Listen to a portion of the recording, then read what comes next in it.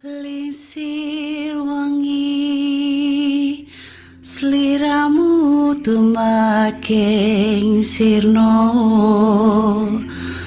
ojo tangi kanmu guling awas jok ngetoro aku lagi bang wingo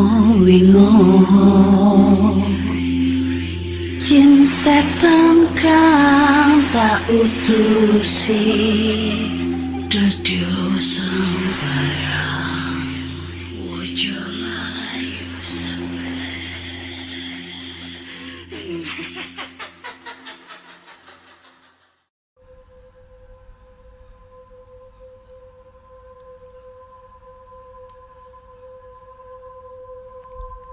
Assalamualaikum warahmatullahi wabarakatuh. Selamat datang di podcast kisah horor. Nggak semangat deh buat ketawa. Masih bersama dengan Ana di sini akan membacakan cerita horor ataupun email berhantu yang sudah dikirimkan teman-teman melalui podcastkisahhoror@gmail.com ataupun DM Instagram podcast kisah horor, DM Instagram Ana Olive serta Google Form yang ada di bio Instagram podcast kisah horor. Ketemu di episode 86 dan kali ini aku akan membacakan cerita-cerita horor yang sudah menumpuk banget di email nih ya. Banyak banget yang udah dikirim. Sebenarnya sih jadwalnya itu kemarin ya, tapi kemarin itu lagi bad mood banget. Sebenarnya juga hari ini tuh bad mood. Capek ngurusin pekerjaan, di satu sisi lain juga ya lagi galau. Lagi susah move on ya. Dan akhirnya tadi tuh capekku, galauku terobati dengan aku keluar sama keponakanku. Aduh, kangen banget sama ponakan aku. Rasanya itu kalau kita lagi penat, lagi capek, lagi galau, lagi apapun itu, kalau kita lagi nyenengin hati anak kecil itu rasanya capeknya hilang, stresnya pun juga hilang. Itu tandanya aku pengen punya anak. Berhubung aku gak jadi nikah alias diputusin, yang bikin aku galau, menangis semalam. Nggak semalam sih ya, berbulan-bulan. Akhirnya ya kayak gini deh. Linglung jadinya ya gitulah. Curhat lagi kan, aku jadinya curhat. Ini sesi curhat ya, tapi anak-anak itu pendengar podcast kisah horor tuh seneng banget kalau aku curhat masalah kegalauanku. Emang biadab. Emang gak punya hati mereka itu ya. Suka kalau aku itu galau, suka kalau aku sakit hati itu. Macam kali kalian tuh ya. Oke, langsung aja ya kita baca-baca cerita. Karena udah menjelang malam, waktunya bobo. Jadi kita bacakan cerita melalui Google Form. Dan ya bentar, Google Form, mana Google Form? Oke. Iki cerita nih. Judulnya adalah Hal-hal ganjil di kampus Jakarta Selatan. Halo Ana, ini gue lagi BP, Bambang Pamungkas, yang dulu pernah ngirimin cerita horor pas gue sedang S2 di Australia. Oke, gue ingat. Thank you ya udah ngebacain. Oh, sama-sama. Thank you banget udah kirim cerita ya. Wih, kirim cerita dari Sydney kali. Sekarang gue bakal lanjutin cerita horor di tempat kerja atau kampus gue sekarang yang letaknya di Bilangan, Jakarta Selatan. Kampus. Lu kuliah S3 gitu? Aduh, keren banget sumpah. Gue udah umur 30, mau lanjut S2 aja masih bingung. Sepulangnya gue dari Aussie, gue emang pengen jadi dosen. Dan alhamdulillah sekarang gue udah kerja sekitar 2 tahunan di kampus ini. Kesan pertama yang gue dapat dari kampus ini ya modern, high end, dan gak bakal kelihatan kalau kampus ini juga ada kejadian-kejadian horornya, baik eksterior maupun interior. Pokoknya bagus banget deh. Dan kampusnya ini punya beberapa lantai gitu di sebuah gedung perkantoran. Yang gue pernah dengar dulu awal banget tanah tempat berdirinya kampus ini adalah tempat pembuangan sampah massal, dan pada masa pembangunannya ada satu tukang yang menjadi korban jiwa karena bunuh diri. By the way, anak Surabaya juga banyak yang kuliah di sini loh. Hehe. Oh. Coba ya, ini clue guys, teman-teman. Ini kampusnya ada di Bilangan, Jakarta Selatan.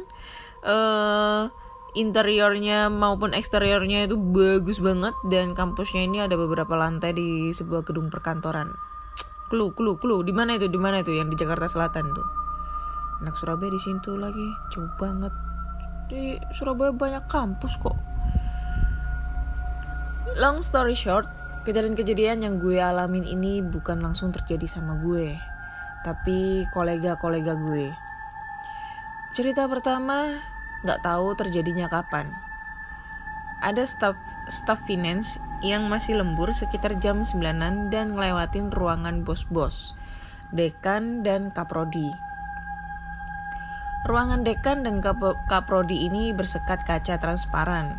Jadi siapapun yang lewat pasti bisa melihat orang yang lagi duduk-duduk atau kerja di dalamnya. Kok keras banget ya ini backsoundnya, tumben.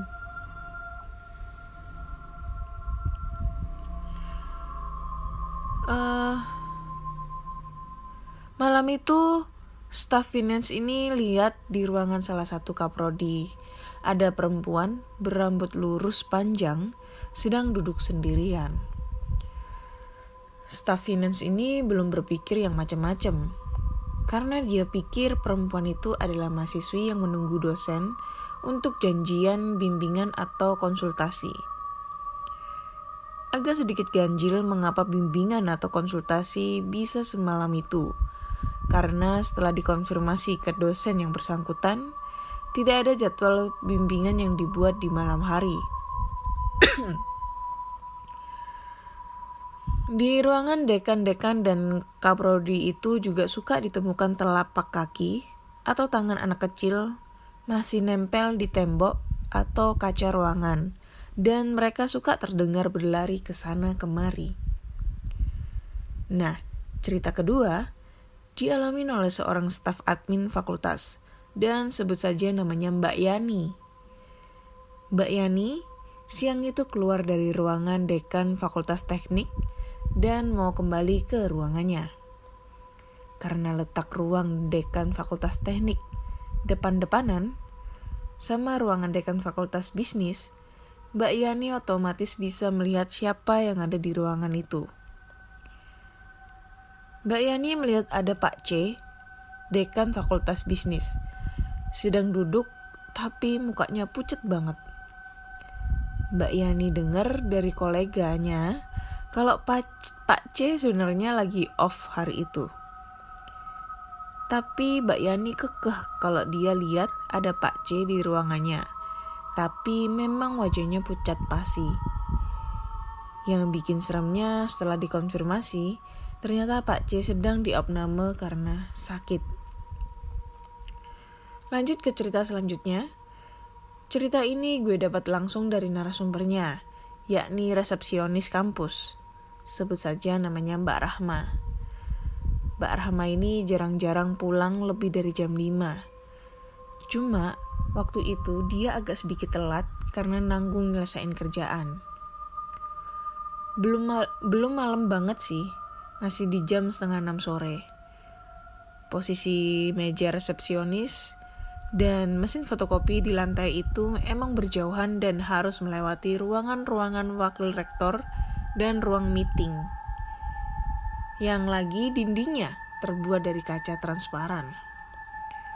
Mbak Rahma waktu itu mau ke mesin fotokopi dan ngelewatin ruang meeting yang kacanya transparan itu. Ruang meetingnya dalam keadaan gelap dan dia ngerasa kayak lagi ada yang merhatiin. Pas dia melirik ke dalam ruang meeting, dia lihat ada hantu bungkus sedang berdiri mematung memandang Mbak Rahma. Dan gue gak kebayang gimana seremnya diliatin Mr. P. Abis dari kejadian itu, Mbak Rahma lebih memilih jalur memutar yang agak jauh untuk ke mesin fotokopi. Kalau dia terpaksa lembur atau kerja sore. Itu aja Ana cerita-cerita ganjil yang terjadi di kampus tempat gue mengajar. Gue personally suka cerita horor dan gue dikit-dikit suka sharing cerita-cerita horor ke mahasiswa supaya mereka gak jenuh juga. Karena gue dosen komunikasi, gue mendukung podcast-podcast yang dibuat di industri kreatif supaya interest dan dari para generasi muda bisa tersalurkan. Gue juga kadang merekomendasikan beberapa podcast yang gue denger ke mahasiswa gue, termasuk podcast horor. Sukses terus untuk ngejalanin podcastnya Ana, dan semoga di lain waktu bisa sharing-sharing langsung sama mahasiswa gue di kampus ya. Salam BP. Oke, thank you banget Bambang Pamungkas buat ceritanya. Aci. Oh ya, thank you ya kalau misalnya di podcast aku udah di-share ke mahasiswanya. Keren banget deh pokoknya. Ini Mas BP nih keren loh. Usia 29 tahun, dia udah S2 dan sekarang jadi dosen.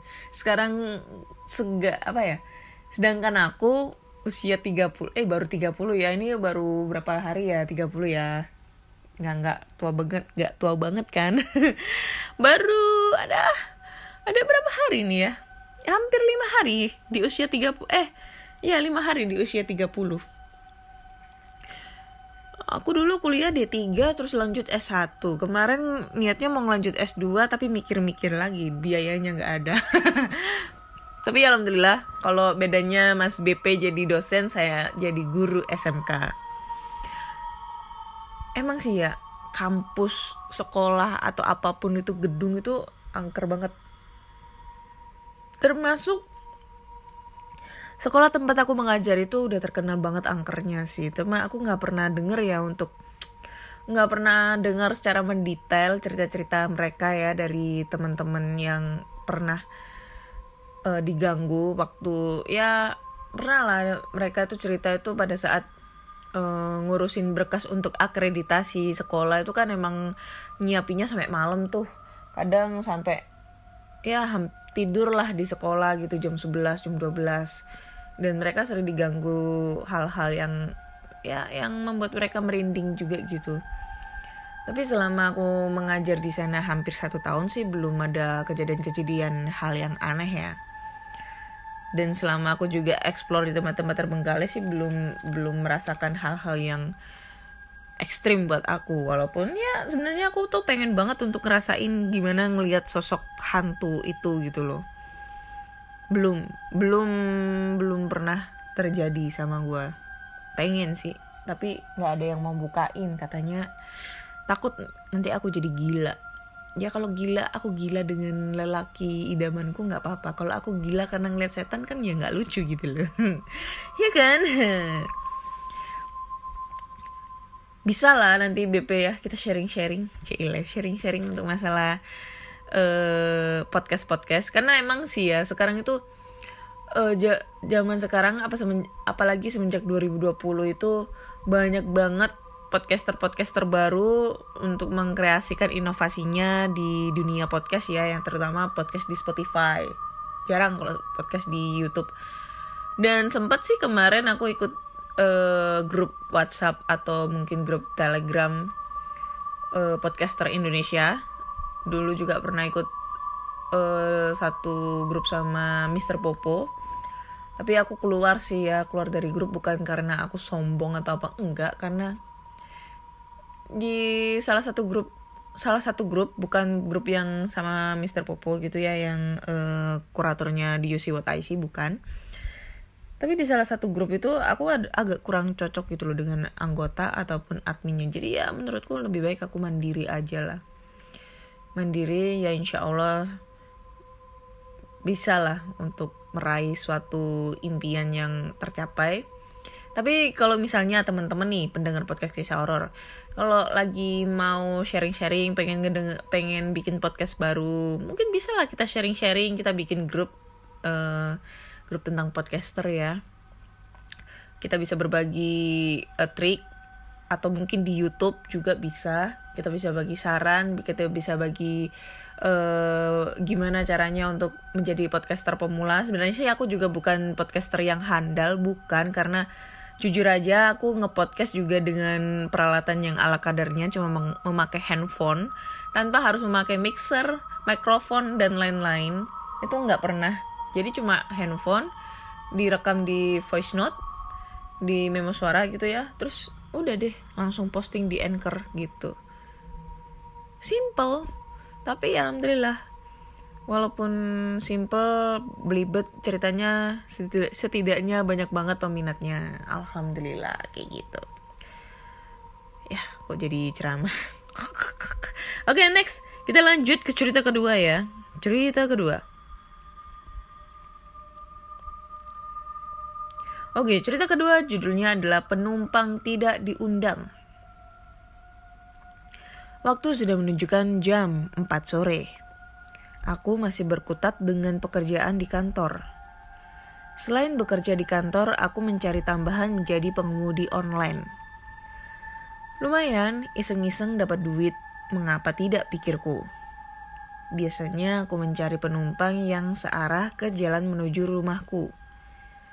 Tetapi terkadang jika tidak terlalu lelah, aku akan terima saja kemanapun. Tidak terasa sudah jam 5 sore. Aku pun langsung merapikan meja dan bersiap-siap untuk pulang. Setelah sampai di parkiran, seperti biasanya aku memanaskan mesin mobilku terlebih dahulu sambil menunggu orderan masuk ke aplikasi pengemudi onlineku. Beberapa menit ada orderan masuk. Langsung aku bergegas ke lokasi penjemputan. Lokasi pengantarannya lumayan sih, tapi tak apalah hari ini. Tidak terlalu lelah badan ini, pikirku. Sore ini jalanan sangat padat. Di perkotaan memang selalu padat jika sudah masuk jam pulang kantor. Tetapi hari ini lebih padat dari sebelumnya. Mungkin karena habis turun hujan. Dan akhirnya aku sampai di lokasi penjemputan. Langsung mereka masuk ke dalam mobil dan aku bergegas pergi. Seperti biasa, aku berbincang-bincang dengan penumpang agar tidak jenuh di perjalanan. Akhirnya sampai juga di lokasi setelah beberapa jam perjalanan. Ternyata cukup terpelosok juga tempatnya. Karena sebelum sampai di lokasi sempat melewati kebun-kebun dan tempat pemakaman. Setelah penumpang turun, aku pun langsung bergegas pergi pulang ke rumah karena besok harus kembali bekerja, sehingga aku tidak mengambil orderan lagi. Ku nyalakan radio agar tidak terlalu sunyi, karena sudah tidak ada lagi orang yang bisa aku ajak mengobrol. Di tengah perjalanan, bulu kuduku merinding saat baru sampai di kebun-kebun yang sangat gelap. Entah ada pohon apa saja di sana, karena hanya samar-samar saja yang terlihat. Aku langsung menaikkan kecepatan mobilku. Rasanya sangat aneh, seperti ada yang sedang memperhatikan. Tidak jauh dari kebun tadi, aku melewati pemakaman, dan bulu kudukku semakin merinding. Duh, ada apa sih? Ini kenapa rasanya semakin aneh saja? Sampai mana tadi? Oh ini. Aku tengok kursi di belakang lewat kaca spion dalam mobil. Ternyata ada orang yang sedang duduk berambut panjang dan pucat. Langsung aku lihat ke kursi belakang tetapi tidak ada siapa-siapa. Begitupun saat aku melihat lewat kaca spion dalam, sudah tidak ada siapa-siapa. Tiba-tiba mobilku mati. Aku semakin merinding dan aku terus berusaha menyalakan mesin mobilku kembali. Dan akhirnya bisa dihidupkan lagi. Saat aku lihat ke depan, ada wanita berbaju putih dan berambut panjang seperti yang tadi aku lihat di kaca spion dalam mobilku. Aku langsung berteriak karena terkejut melihat wajahnya yang sangat seram. Seketika dia hilang kembali dan ternyata dia ada di samping kursiku sambil menunduk. Aku terdiam sambil membaca-baca doa-doa dan berzikir. Selang beberapa menit akhirnya dia pergi. Aku berharap hantu itu tidak mengganggu kembali. Thank you Kak Ana udah dibacakan ceritanya. Mohon maaf jika ceritanya tidak seram. Oke, thank you buat ceritanya ya. Aduh, serem banget sih kalau ini menurutku ya. Gak kebayang banget kalau ini tuh terjadi sama aku. Karena aku sering banget parno gitu ya. Kalau ngelewatin lokasi-lokasi yang menurutku sering apa ya, bukan angker sih ibaratnya. Tapi sepi gitu loh. Dulu juga aku kalau zaman aku masih kerja itu ya, pulang sore tuh aku juga biasanya ngojol gitu loh. Jadi ojek online. Cuma waktu itu aku ambil orderan makanan aja sih, nggak penumpang karena takut gitu ya. Masih pakai motor gitu, belum punya mobil. Kalaupun sekarang punya mobil juga dulu pernah jadi driver ojek online. Cuma beberapa bulan aja sih, nggak lama karena pada saat itu sama orang tua nggak dibolehin lagi gara-gara ada kasus di Surabaya itu lagi banyak banget begal driver online itu ya, apalagi yang supirnya perempuan. Gila sumpah, itu dulu pernah ada kejadian sampai dibunuh dan jenazahnya dibuang di daerah Kaliporong, Lumpur Lapindo sana. Gila sumpah, itu serem banget. Tapi aku juga sering berpikir seperti itu sih kalau misalnya aku lagi perjalanan jauh gitu ya. Apalagi aku tuh kan suka nih perjalanan jauh gitu kan, sendirian.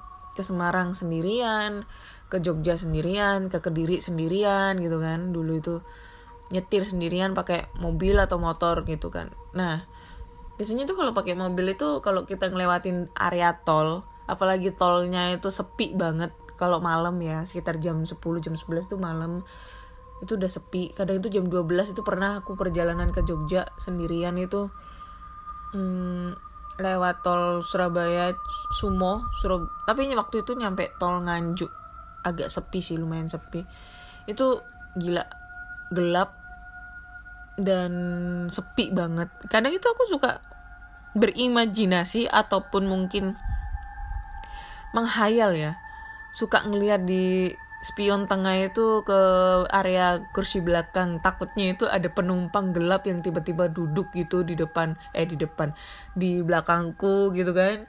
Terus kadang itu mungkin setannya lagi nempel di kaca belakang gitu kan, kayak apa, cicak nemplok gitu, apa ya, kayak berimajinasi kayak gitu sih akunya itu. Tapi ya alhamdulillah sampai sekarang belum pernah diganggu-ganggu yang kayak gitu ya, yang ibaratnya tuh sampai kayak gitu loh. Padahal aku pengen banget gitu loh, di jalan lagi sendirian melewati lokasi-lokasi yang menurut kita angker, sepi, terus direkam gitu, terus menemukan fenomena penampakan dan di share di grup di sosmed, viral itu nanti. Yang aku cari adalah keviralan supaya terkenal. Ya, kayak gitu. Banyak banget sih untuk kejadian-kejadian kayak gitu, apalagi di jalanan-jalanan sepi ya. Oke, next kita lanjut ke cerita berikutnya, cerita ketiga. Karena kali ini mungkin ada sekitar 4 cerita ya yang aku bacakan. Oke. Cerita berikutnya yang ketiga itu judulnya adalah Penunggu Gentong Air di Rumah Teman. Halo Kak Ana, ini adalah sebuah kisah nyata yang saya alami 3 tahun yang lalu loh. Suatu hari saya pergi ke Surabaya hingga larut malam karena gak ada bus untuk pulang. Maka teman saya menawarkan rumahnya di Sidoarjo untuk menginap. Teman saya ini bernama Henny. Dia sudah beberapa tahun lebih tua dari saya dan katanya sih bisa melihat penampakan. Namun jujur saja, saya tak percaya walau saya iya aja kalau diceritain seputar hal tersebut. Saya malam itu sedang sedikit galau. Hari itu saya ke Surabaya untuk bertemu kenalan. Namun apa daya, tidak bisa lama-lama karena dia ada urusan. Saya menyalakan ponsel untuk chatting dengan teman-teman saya via Messenger.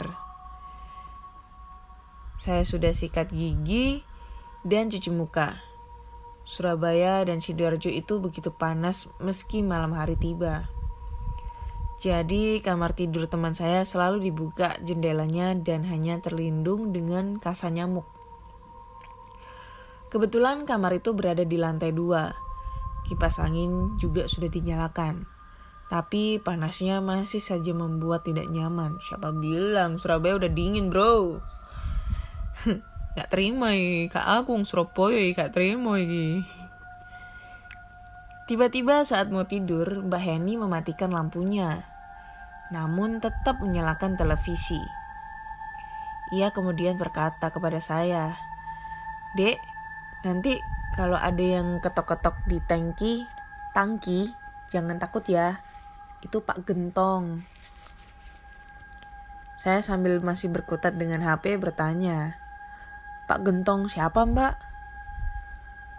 "Yang nungguin tangki air sebelah," jawabnya sambil menyisir rambut. "Oh, tetangga?" tanya saya lagi. "Ya bukan, itu yang menunggu di sini," jawabnya polos. Saya terkejut, tapi karena mbah-mbah di Museum Kereta Jogja mengatakan bahwa saya ini orangnya tidak peka sama yang begituan, jadi saya menenangkan diri. Paling juga bohong atau saya yang tak kerasa. Menjelang tengah malam, saya dan Mbak Henny masih ngobrol. Namun sayup-sayup Mbak Henny mulai tidur. Saya masih chatting dengan teman saya di ponsel. Waktu sudah menunjukkan pukul 23:50. Tong, tong, tong, tong. Sebuah bunyi membuat saya terhenyak. Tong, tong, tong, tong. Kosong nyaring bunyinya. Bunyinya pelan tapi terdengar dan seperti orang mengetuk pintu. Namun ini tangki air yang diketuk. Saya mulai merinding. Mbak Henny sudah tidur dan saya tidur paling dekat dengan jendela. Jendela ini berdekatan pula dengan tangki. Saya takut kalau dari balik kasa nyamuk jendela muncul sesuatu. Akhirnya saya pergi tidur. Sial. Saya tidak bisa segera tidur. Saya berusaha memejamkan mata dan baru bisa terlelap sekitar lepas pukul 1. Saya ingat ketukan itu berlanjut 2 kali setelah saya merinding. Keesokan harinya saya bertanya, "Mbak Hen, kenapa sih Pak Gentong ketuk-ketuk tangki?" "Oh, semalam kedengeran ya?" "Iya Mbak, aku sampai merinding.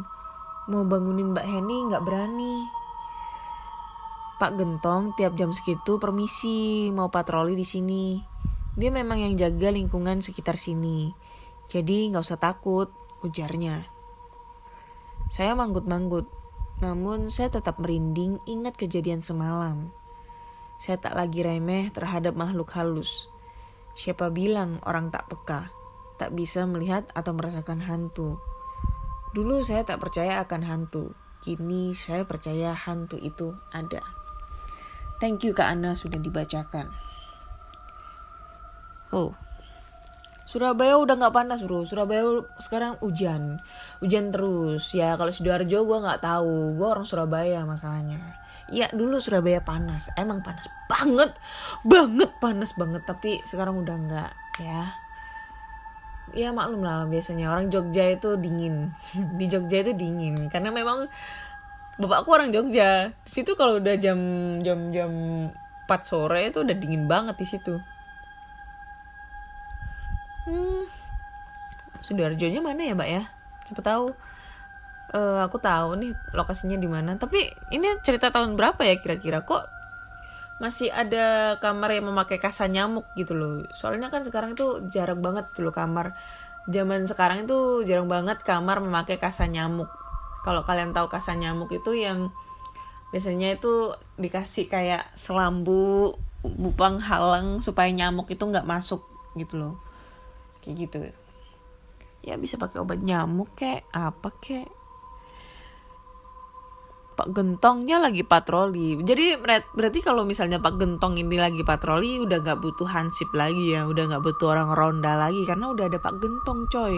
Jadi kalau misalnya ada maling, kejadian mungkin kebakaran atau apapun itu mungkin Pak Gentongnya ngetong tankinya itu kan. Tong tong tong tong itu mungkin pertanda lagi patroli nih. Tong tong tong tong gitu. Itu mungkin pertanda ada maling. Tong tong tong tong tong tong tong tong tong. Nah, itu mungkin dia lagi main barongsai kan, kita nggak tahu coy, ya kan? Kayak gitu deh pokoknya. Galau, mbaknya galau. Gue juga galau, Mbak. Mbaknya ketemu cowok di Surabaya, tapi sebentar. Saya mau ketemu cowok saya di Makassar, tapi dianya nggak mau. Gimana, Mbak? Sedih kan? Sedih banget, Mbak. Gak jadi nikah apalagi, Mbak. Ya Allah, Mbak. Oke, next ya. Ke cerita terakhir.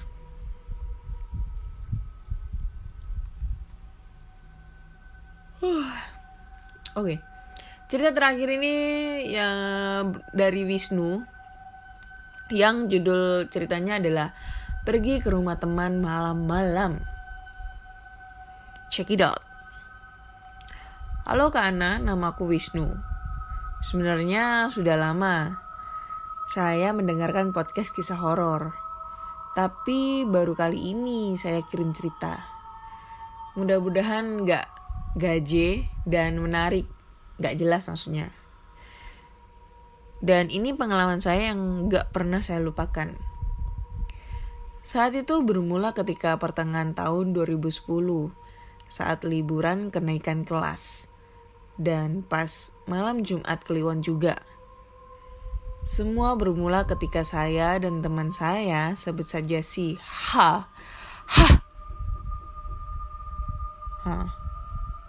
ketok-ketok dong, ketok-ketok tembok jam segini.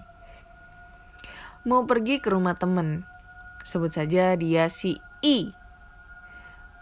Waktu itu menunjukkan pukul 23 waktu Indonesia Barat.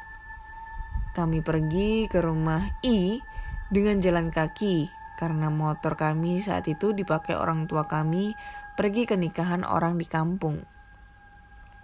Oh ya, jalan menuju rumah si I itu kanan kirinya hutan. Jadi agak gelap gitu dan hutan itu terkenal angker gitu. Pertama kita jalan sih gak ada apa-apa. Tapi saat setengah perjalanan kami melihat ada kakek-kakek naik sepeda ontel dan tatapannya kosong gitu. Dan setelah dia melewati kami, si H melihat ke belakang. Alangkah terkejutnya ketika dia tahu si kakek itu sudah gak ada.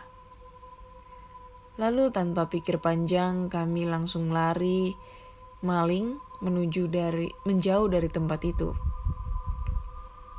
Semuanya belum berakhir. Waktu kita berhenti berlari, kita melihat rumah kosong di kiri jalan.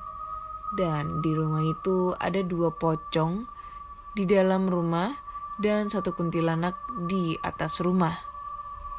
Untung kami cepat menyadarinya dan berlari sprint sambil berteriak, Allahu Akbar! Dan alhamdulillah mereka gak mengikuti. Lalu setelah kami berlari ratusan meter jauhnya, akhirnya kami melihat jembatan desa. Di sana sudah banyak orang mancing dan pacaran. Dan di sana pula kami melihat teman kami si I, dan kami langsung menceritakan kejadiannya. Dan kata si I, itu sudah biasa bro bagi orang-orang sini. Tadi sebenarnya aku kirimin penjagaku untuk lindungi kalian dalam perjalanan kemari. Dan ternyata karena itulah kami gak diganggu dan dikejar makhluk halus di hutan itu. Semua itu karena pegangan temanku yang mengawal kami. Sehingga makhluk halus itu gak bisa menyerang kami. Dan kami bisa berlari dari mereka. Tapi semua itu gak akan bermakna juga tanpa izin dari Allah SWT. Wah, gila. Penjaga bro, keren. Pengawal, makhluk gaib. Bro, gue mau ke rumah lu ya bro. Oke bro. Ya udah, aku jalan kaki nih. Oke, jalan kaki. Terus si Wisnu sama si H ini jalan kaki. Bro, kakek bro. Kakek bro. Ya iya bro. Terus lewat. Loh bro, kakeknya hilang. Oh my god. Hilang bro. Lari dong. Hilang bro. Ke situ dulu, capek. Oke, capek. Terus istirahat di rumah kosong. Anjing. Pocong bro, kuntilanak. Lagi trisam kali ya. 2 pocong 1 kuntilanak trisam ini. Terus habis itu mereka pergi dong. Itu si I gitu. Terus dia cerita, ini bla bla bla bla bla. Iya bro, gue tahu itu biasalah bro, di lokasi itu tuh banyak banget penampakannya. Tapi sebenarnya bro, gue tuh udah kirim pengawal gue, pengawal gue, bodyguard gue buat ngejagain elo pada gitu loh kalau mau kesini. Tapi aman kan bro, nggak diganggu kan bro, cuma ditampakin kan bro. Enggak bro, aman bro. Ya itu karena pengawal gue itu lagi ngejaga kalian gitu loh. Terus si Wisnu nanya, bro, pengawal lu badannya keker gitu gak? Atau mungkin bertaring panjang? Atau mungkin kayak gimana gitu? Terus ya udah nggak bisa jawab lagi aku mau ngomong apa. Gue kayak gila anjing. Ya kayak gitulah. Gila. Kok ini biasanya bisa disebut dengan khodam ya. Tapi ya setiap manusia tuh punya khodam masing-masing gitu loh.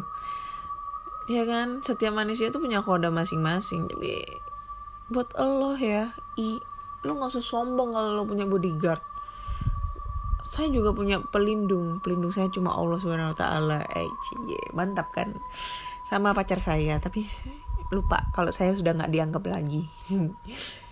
Oke. Kayaknya udah selesai deh ceritanya. Ini udah 4 cerita yang udah aku bacakan.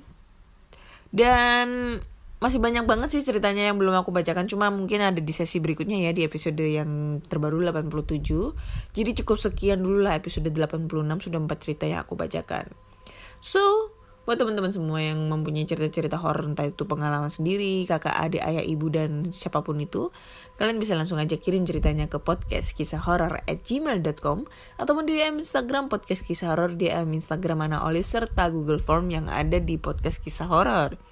Dan jika apalagi ya? Oh ya, jangan lupa follow Instagram podcast kisah horor agar followersnya itu banyak supaya bisa swipe up gitu kan. Siapa tahu bisa dapat endorsean kan. Amin gitu loh. Secara ke podcast itu juga kan dapat duit cuy. Kita dapat podcast itu dapat duitnya cuma sekali aja di Spotify, di Anchor. Selanjutnya kalau lu pada ngupload di YouTube pasti dapat duit gitu. Tergantung sih ada pendengarnya apa enggak. Jadi silakan kalian mampir ke podcast kisah horor yang ada di Spotify. Jangan lupa klik tombol follow agar kalian selalu update cerita-cerita horor terbaru. Akhir kata saya Ana. Terima kasih sudah mendengarkan podcast kisah horor episode 86 sampai 86 dan sampai jumpa.